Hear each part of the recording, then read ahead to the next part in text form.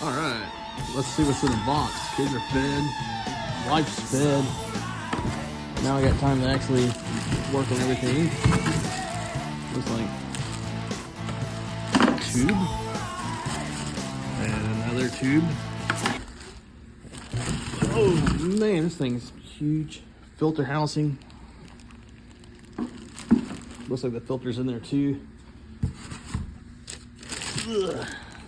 A nice gasket. Looks like some mounting hardware. A longer extension for a cord and a little boot. I've been reading about this thing. It's that little part that goes on the lower part of the filter. Ugh. Let's see. Oh, cool. It comes with a sticker.